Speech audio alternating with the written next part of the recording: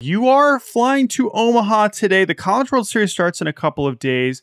And while we'll talk about it a little bit more in depth on Friday, I think it is a good time to kind of set the stage for this as you head to Omaha. I will not be joining you this year, unfortunately. However, I am very excited, as always, for these 8 teams to compete for a national championship.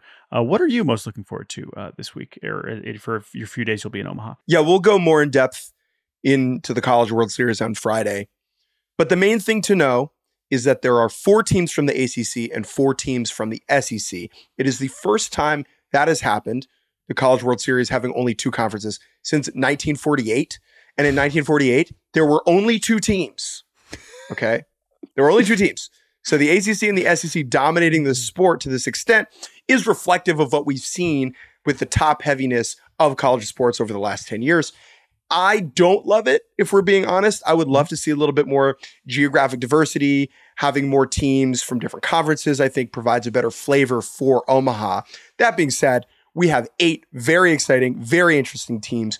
University of North Carolina, University of Virginia, Tennessee, Florida State, Kentucky, NC State, Texas A&M, and Florida. Yeah, so the players to know, it is interesting because a lot of the guys who are projected to go in the top 10 ended up losing earlier in the postseason. However, Jack Caglione will be in the building. And it's kind of funny that he's the one that ends up there as this two-way sensation with ridiculous raw power, throws nearly 100 miles an hour from the left side, because Florida was barely over 500 in the regular season, and they kind of stormed through the postseason. They beat Clemson, and now they are back in Omaha, where they have become very familiar over the last couple decades. Unfortunately, Braden Montgomery, the top player in Texas A&M, who will also still likely be a top 10 pick, he broke his ankle during Super Regional, so he will not be playing. But Tennessee has just a litany of draft picks. I mean, they have 5 offensive players who could be going in the top 100 picks, plus right-handed pitcher Drew Beam. And then Florida State has a couple first-rounders, James Tibbs and Cam Smith. So there's still a good amount of star power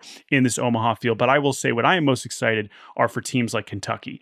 And while if you're maybe a casual college sports fan, you might think, oh, what's the big deal about Kentucky, being in the Men's College World Series? Well, it's their first time. And I know they've had a lot of success in other collegiate sports, but Kentucky has kind of rapidly built themselves into a very interesting kind of powerhouse atop the SEC in these last couple of years. And while they are the number 2 overall seed, they are the team that I think is most likely to have the casual fan kind of embrace, because it's their first time there and because they kind of have, they are goofy. They are very, very goofy. I know a lot of college baseball teams like to get weird, but I think Kentucky is the team that I am watching closest over these next couple weeks in Omaha.